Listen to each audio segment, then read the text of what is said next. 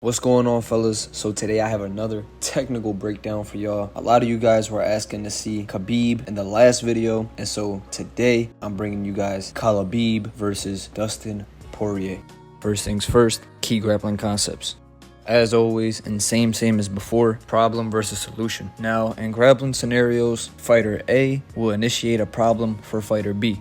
It will then be up to fighter B to create a solution to the problem and return a problem of his own for fighter A, either by means of offense or defense. For example, I shoot a double leg on you, you sprawl on me. You sprawl on me, I take the single leg. I take the single leg, you attack my neck, I let go of the single leg, and we get back up on the feet. It's basically a chess match up until one of us can get at least 2 to 3 steps ahead of the other. And now that we understand what's occurring when two guys are grappling, let's jump right into the video. The first sequence we're going to see here, Khabib is going to throw a double jab cross at Dustin Poirier, and this forces Poirier to have to reset his position. Now, Dustin, being a man of habit, is going to look to pull his shorts up in Philly fashion, and as he goes for his signature tick, he ends up raising his hands into an high guard position. As Khabib enters his shot here, they're in the open stance, and so Khabib is going to look to get his head on the outside of Poirier's right leg and secure a double leg on his entry.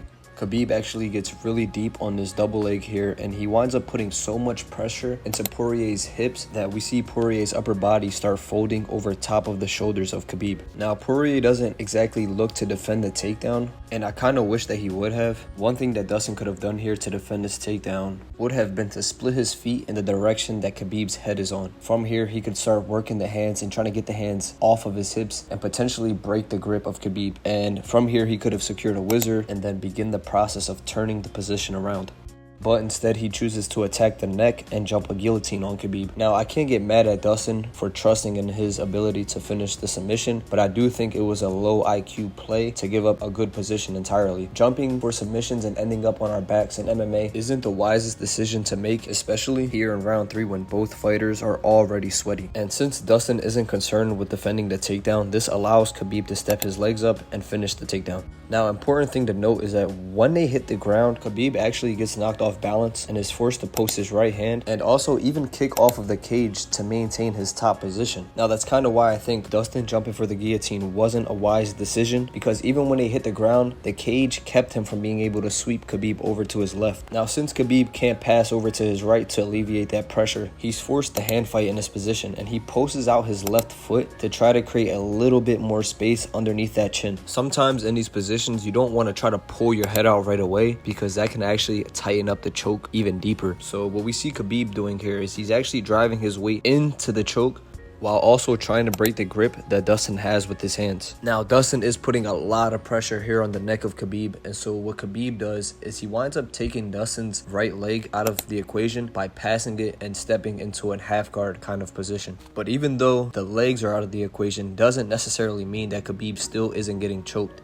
And we see from this frame here that Dustin is actually pulling his hands to his upper body, kind of towards the position of his head. And since the pressure is going towards that direction, Khabib is going to change the angle that the choke is being applied to by dropping to his left hip. Now, we see Dustin start to get on top, and in this frame, even though he's building height and he's getting up to his knees, he doesn't necessarily utilize the opportunity to break away and get back to his feet, but instead he tries to hold on to the choke, and this allows Khabib to counter the position. Khabib, still maintaining the underhook, is going to look to build back up into Dustin, and we see in this frame that Khabib actually takes a grip on the right elbow of Dustin, and while pulling that arm, he's going to use his right arm to put Dustin back down onto his hip. And they end up in the same sequence that they initially ended up in. Khabib is still in the choke. Dustin is engaging with his legs, so Khabib is going to look to pass the right knee through, get to half guard, drop to his hip to create some space between the grip and his neck, and then when the time arises, he'll pull his head out and get back on top. The entire time that this is taking place, Khabib is hand fighting. Now, once Khabib gets his head out of this choke, we're going to see that he doesn't give Dustin any space with his upper body. He glides his head underneath the chin of Dustin and then replaces the space that he had his head with his left shoulder and his upper body. While doing so, he's gonna work his way down to Dustin's hips in order to start controlling his legs. Dustin makes a critical mistake around this time. He doesn't get his left elbow tight to his ribs in order to maintain inside position, but instead he looks to pull his left arm out and around, and when he does this, he essentially gives Khabib access to taking his back. Now, if he would have maintained the inside position with his left arm, he could have used this arm as a frame and get Khabib's head back on the right side of Dustin's body. But since he gives Khabib access to his back, Khabib will step over the legs and trap them. Naturally, Dustin is going to look to adjust his position, so he's going to try to crawl away, but as he does so, Khabib is going to reach through and get a 2-on-1 wrist control. Now, as he does this, he's going to bring that wrist into the body of Dustin and ride the hips, putting a lot of pressure on Dustin's lower half, making it really difficult for him to build any height and escape this position. It's really difficult for Dustin to maintain any type of posture, and so what he has to do is he posts his left hand on the mat. Now he's also going to look to slide his right knee underneath and start building a base with his legs, but Khabib throws his left hook over top and blocks the knee of Dustin, preventing him from being able to build a solid base. Dustin, still fighting to build a base, is going to look to step up his left foot, and from here we see Khabib putting so much hip pressure that it actually makes Dustin's left post have to adjust and rebalance his weight. In this position, Khabib isn't looking to land damage right away, but he wants to make it really taxing for Dustin to carry all this weight. We see that he's carrying the weight across his body. The only post that he has on the right side of his body is his right hip and kind of his elbow, but his elbow is constantly being taken away from him from that 2-on-1. Now, the moment that Khabib removes this left hook, Dustin is going to be able to slide his right knee underneath and start building up a base. To deal with this issue, Khabib is going to maintain that 2-on-1 grip tight to the body of Dustin and start getting really heavy on the hips. We see that he starts sagging his weight down into the hips of Dustin. Now the cage is keeping Dustin from being able to move around effectively to create any space, and so when Khabib is ready, he removes his left hand from that 2-on-1, and this gives him opportunities to punch. After he lands his initial strike, Dustin is going to look to tie up the arm of Khabib, and as Khabib pulls his hand out, we see that he's maintaining the pinning of Dustin's head by using his chin tight against Dustin's head and in between the cage. This forces Dustin's head to stay at one fixed position, and it allows Khabib to work his punches around. As Khabib punches Dustin, we see that Dustin is going to reach back to control the hand of Khabib, but every time he reaches back to defend himself or to control the hand, this gives Khabib a clear window to punch Dustin right in the face. In order to add another layer to the defense, Dustin is going to look to readjust his left leg as a defensive barrier and reinforces this barrier with a block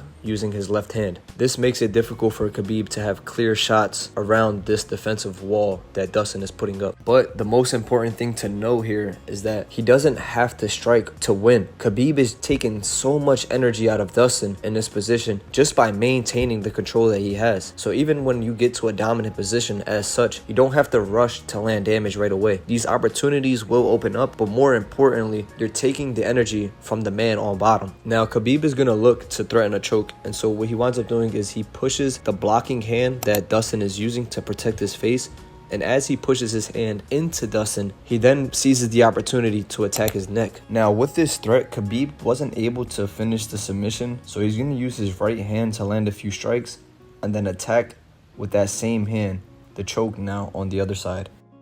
Now Dustin does a great job at keeping his chin tight down to his chest, and this negates the attack that Khabib attempted to finish Dustin with. But Dustin still needs to recover and regain a better position, and so we see him push off of the mat with his right hand, and this allows him to sit up and build a base. But when he does so, we see that Khabib still has the left hook in play. Dustin would need to straighten out his left leg and then bring his leg to the inside position and essentially take Khabib's leg to the outside. However, Khabib doesn't even give him the chance, and the moment he starts feeling Dustin building height, he takes the initiative to readjust Dustin's body by jacking him up with the double underhooks that he has, and as he does this, he removes the left hook that he has on Dustin's hips. Now Khabib will also remove the right underhook that he has and place it over the right shoulder of Dustin. As the sequence is playing out, Khabib is maintaining pressure into Dustin's hips with the underhook that he has on Dustin's left side. Now this underhook is pulling Dustin down into the mat. From from here, Khabib re-throws his left hook, not on the inside, but he weaves it behind the left leg of Dustin and in front of his right leg. Now, this hook is preventing Dustin from being able to step up with his right leg and continue building height along the cage. From this position, Dustin is forced to carry a lot of weight, and it is really difficult for him to build any type of foundation to get back up to his feet. Now, he is still securing the choke hand of Khabib, but as we see the sequence play out, Dustin is going to try to utilize this position to catch a breath. And as he does so, Khabib is going to seize the opportunity to land 2 good strikes to the head. Now, there's a few details that go into this finish here. One, we see that Dustin is forced to post his right hand on the mat to carry his weight. Now, the dangerous thing with this is that Dustin only has one hand to defend 2 hands. Now, 2, as Khabib uses these punches, he's going to use his second punch, and as the punch lands, he peels Dustin's hand off of his choking hand. And by the time Khabib throws in the rear naked choke, it is way too late for Dustin to defend effectively. And we see as he's trying to defend and pull the hand down off of his head, he only is using one hand to do so. And to finish the choke, what Khabib does is he actually hides his glove with his chin. So when Dustin reaches back to try to pull the hand off, it is really difficult for him to make any type of connection to Khabib's glove, and it is already too late. And so there you have it, folks. A white belt submitting a jiu-jitsu black belt in the UFC. And now for some final thoughts. So for Khabib, I liked what I seen in this fight. First things first, he prioritizes maintaining controls before landing damage. Anytime we've seen Khabib in a dominant position, he doesn't rush to go crazy with punches or even submission attempts, but instead, he will prioritize keeping control over his opponent all the way until the finish. Secondly, Khabib does a great job at constantly using breakdowns, and anytime we've seen Dustin go for a post, whether that was on his hand, his elbow, or his leg, Khabib is always breaking these positions down and forcing Dustin to his hip. Now, I think the best thing that Khabib does is that he makes the bottom man carry his weight, and he's always putting pressure on their hips. He's always making them post, and this is just really taxing for the bottom man, because if you attempt to build any kind of height, you're forced to not only carry your weight, but his weight. And he's also breaking you down and striking you in between that. Now, last but not least, Khabib does an amazing job at hand fighting while attacking for submissions and also while defending himself from submissions. Not only this, but he will also hand fight to land damage with his strikes. Now, for Dustin Poirier, I am a little bit more critical based on his decision making in this fight, but he did do some good things. Okay, so first, Dustin jumping for the guillotine and landing on his back in the 3rd round was not the wisest decision, and we see the price that he wound up paying for that. Another thing that I would like to point out is that Dustin did give up his inside position, and in the process of doing so, he wound up giving up access to his back as well. Now, I really do wish that he would have maintained his frames on the inside and possibly got Khabib's head back over to the other side of his body and started working up to his feet, but that's just not how things played out. Something that Dustin does do well, though, is that he understands the importance of building height. And throughout these sequences, we've seen Dustin trying to build height along the cage, but Khabib was always 2 steps ahead, and this leads to my final point of Dustin always being 2 steps behind. Alright guys, so that's going to be a wrap for this video. If you enjoyed the content, go ahead and drop a comment down below. I love seeing you guys engage and just different thoughts and opinions on the fighters and the breakdowns. Also, if you enjoyed the video, go ahead and feel free to drop a like, and we will have more content on the way soon. Oos.